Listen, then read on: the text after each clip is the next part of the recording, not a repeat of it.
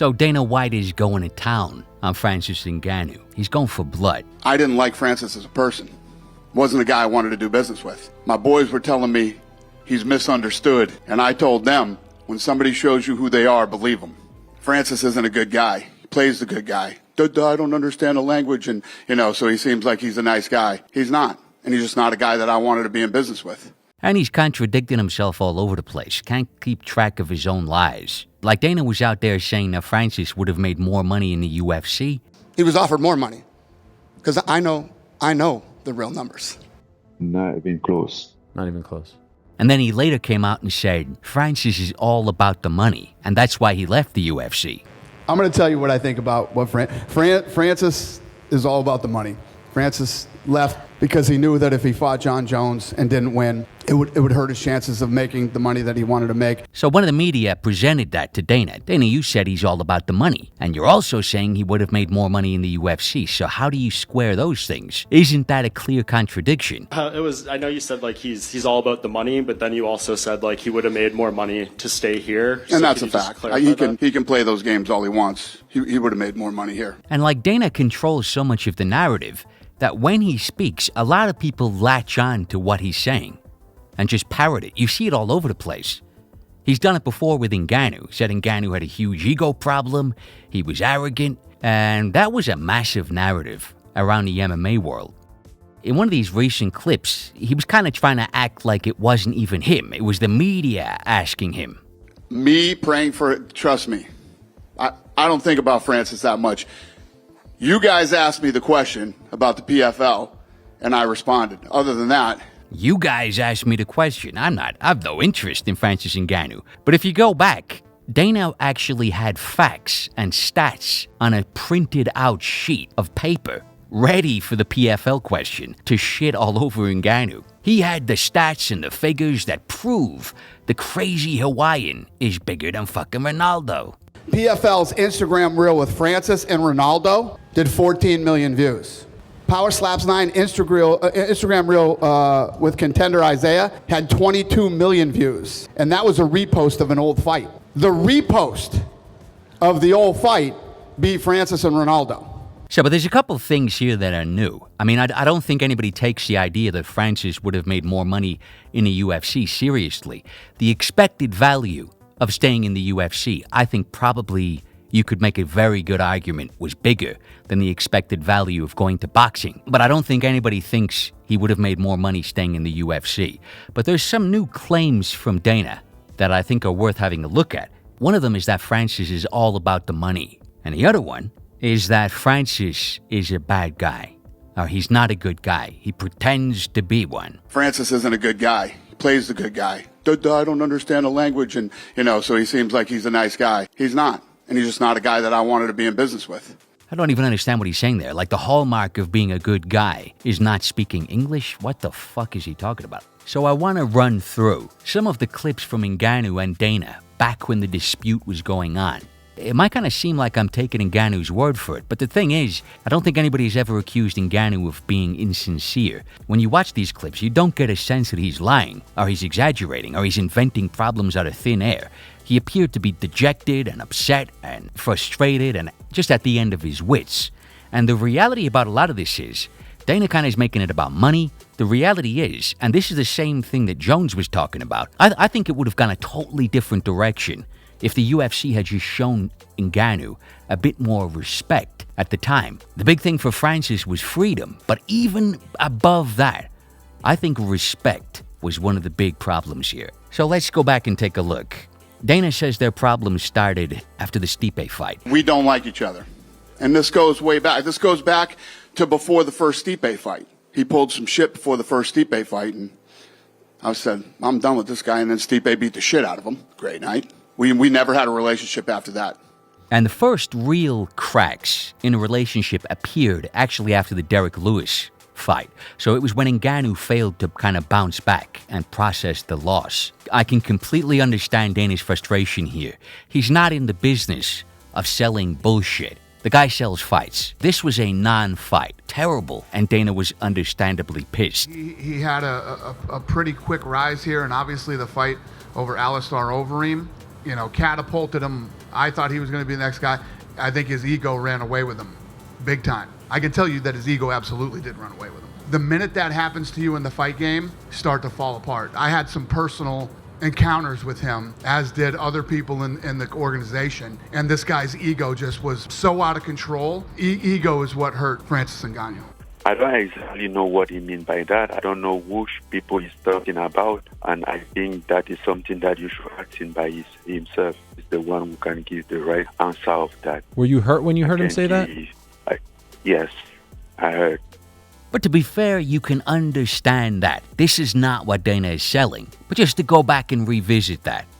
When Ngannou got his shot against Stipe, he had only been in the sport of MMA a couple of years. By his own admission, he didn't have time to develop all the skills necessary to take on guys at the very highest level like Stipe, and he got exposed. I think tonight I learned that I never learned in this sport since 4 years. I underestimate my opponent. I discovered some new part of this sport and that I ignored about it. I've been for this sport only 4 years. I know that I'll keep learning and improving. And what happened tonight was I think was the last step for me to learn about this sport. And it was a devastating fight. In the fourth round, Ngannou did not land a single strike. 82 strikes to 0 in Stipe's favor. It was an embarrassment, it was a domination, and it certainly broke the guy. And so he came back for the Derek Lewis fight, and he was gun shy. Oh, I seen that he was scared. I noticed he was scared in his face, and he looked scared. And he was open and accepting of responsibility for that performance. So yeah, I am sympathetic to Dana in this one, and Francis absolutely shit the bed, but he seemed to accept responsibility for that. In the case for that fight, I was just thinking about my body, caring about what happened the last time. I was like, that might happen again. If that happens again, it's not good. So try to control. So I thought about that more than I worry about it. Dana's still banging on about that, even though Francis went on to become the fucking heavyweight champion of the world. Dana thinks she should have cut him after that. He wanted to cut him, but he went on to become the UFC heavyweight champion. So I guess what does that say about that thought process? Does it show he should have stayed? Well, no. I didn't like Francis as a person. And he's making it sound like he should have stuck to his guns. So even though Francis would go on to prove that he's the best heavyweight in the planet at the time, Dana should have cut him because he was such a bad person. But the Derek Lewis thing is probably one of the things where you can understand where Dana's coming from. As we know, Francis bounced back. He demolished Curtis Blades, Cain Velasquez, and Junior Dos Santos. The issue now in the heavyweight division was that the Stipe-Cormier rivalry was holding the whole division up. Francis felt he deserved a shot, but he was kind of kept on the sidelines. In the space of 20 months, the guy fought once, a 20-second destruction, and he would later speculate that this was to control him and make him desperate to sign a new contract. After the GTS fight, they wanted me to sign a contract, and I didn't want to sign a contract by that time, and they just started to freeze me, like put you down for 10 months, 11 months, get you go out of money. They know you're going to go out of money because they know exactly how much you're making, and they know that you can't go so very far with that. Kind of like a way of forcing you to sign a new deal. He took a loan from Kamaru Usman just to be able to pay his bills. But this is ultimately where things completely backfired on the UFC, because they left Francis on the sidelines, twiddling his fucking thumbs while they proceeded with the whole Cormier-Stipe rivalry. And this is the time where the whole idea of boxing took root in the mind of Francis Ngannou. Because they don't give me nothing.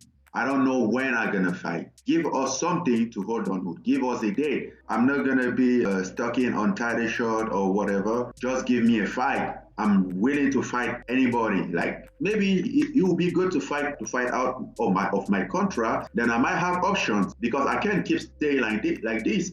There's not a doubt about it. I wanna cross over. I wanna make a statement out there in the boxing world, because that was my first love. That was my first dream. Before MMA came around, I was all about boxing. I was swearing about boxing. Even when Francis did finally get booked to face Stipe for the second time, he was not happy. And he spoke about the UFC's contracts and the fact that he has to uphold his end, but the UFC can kind of keep fighters in limbo. It's very hard technically I'm in my prime age, and then wasting time, being out without good reason, time that I should be fighting. By the time he was to defend his belt against Ngannou, he had a long list of grievances. No, I did not sign a new deal. First of all, there is a champ clause.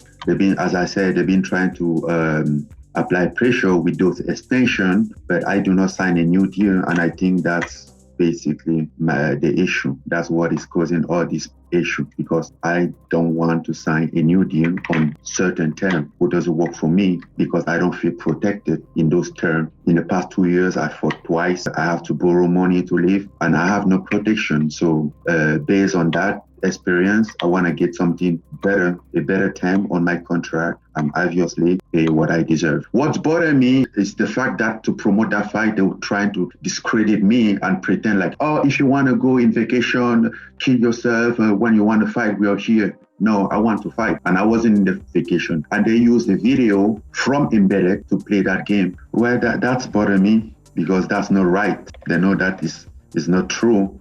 And then it's just to discredit me. Just do your interim without sabotage me. And by this point, boxing was an absolutely necessary part of any new contract that he would sign. He wasn't taking no for an answer on that. He had made the decision that he would box. You have to be able to box. That is a 100%. Yeah. You have to. 100%. And in order to do so, he was going to take one of the greatest gambles we've ever seen. It was a winner-takes-all type scenario. Because if he lost to Ngannou, all of the boxing hype would have gone out the fucking window, and he would have been negotiating a new contract with the UFC coming from a loss. It would have cost him millions of dollars had he lost to Cyril Gane. One of the interesting things is that Dana has made it out like Francis is all about money, and this is a claim that falls down on multiple fronts. In the lead-up to the Gane fight, one of the big things that Francis said appeared to be about backing yourself and not laboring under the limitations that other people try to place upon you. The reason why I'm here is because I earned it. Nobody has given me anything. I made myself here, I earned it. So I don't know what's gonna happen tomorrow, but I'm sure I will make it. I will keep making it. If I lost this fight, I don't think that would take anything out of me as a man. Even if this was the end, well, I would say, I did it. Not many people in their lifetime, even those who have like better opportunity than I do, will tell the same story as me. So I'm happy with where I am. I walked into this fight, and no, I could have lost this fight. In me, I'm like, if this is it, if this is the end, let it be on my way. It's gonna be on my way. I'm gonna make the call how he ends. He won't end on somebody's room. He will end on my own rules, And if this is the end, man, I'm happy. From where I came from, I have done a lot. Some people might not see that, but I have done it, and I'm very happy about that. I'm proud of myself, man. It's kind of a principle he's lived his entire life by. People have been calling Francis an idiot for years. And so on multiple levels, Francis' stance appeared to be principled. He was fighting for his own freedom. He was fighting against the idea that somebody else could hold him on the sidelines and decide who and when he fights and what he does. It always appeared to be very principled from Ngannou. And as we know, the funny thing about it was that Dana White, who had once tried to turn the MMA world against Ngannou, framing him as arrogant and his ego being out of control, didn't even put the belt on Ngannou after he beat Gane. He claimed there was something going on or something happening backstage. I'd say he just simply didn't have it in him. So that claim from Dana just does not ring true. Not only does Francis not appear to only care about money, Francis seems like the one fighter who just could not be bought. The other claim from Dana is that Francis is not a good guy. He plays one for the cameras. After Francis beat Gane, he spoke more freely and openly about his grievances with the UFC, and he broadened his list of complaints to encompass other fighters who don't have a voice. The fighters are not protected. Fighters are all out there on their own. I walk around the gym sometime, then you will see a fighter, maybe he just lost a fight, and then he's training, then get injury. He will take this injury, just hope that he heals up because he can't afford the treatment. it's tough to watch those stuff, and to think that it's normal. No, it's not normal. They're putting their body on line for something, at least a haircut. Even though he knows that he's not getting paid enough, but he can't pass that opportunity because he has a machete on his throat. So how come he's gonna fight against the system? He can't fight. He's just gonna take it, and the power will keep getting bigger in the other hand, and fighter will keep getting smaller in the other hand. Like there are people here who still fight for 10,000, for 15,000. By the time that they have to fight again, they owe money, they have debts. Or you can tell them like, oh, don't fight, just do union. They need to provide to their family, And for those who like disobeyed and try something, they get caught right away. The UFC has the power to cut them at any time. Somebody has to, with a real power, has to show up and come support fighter on this one.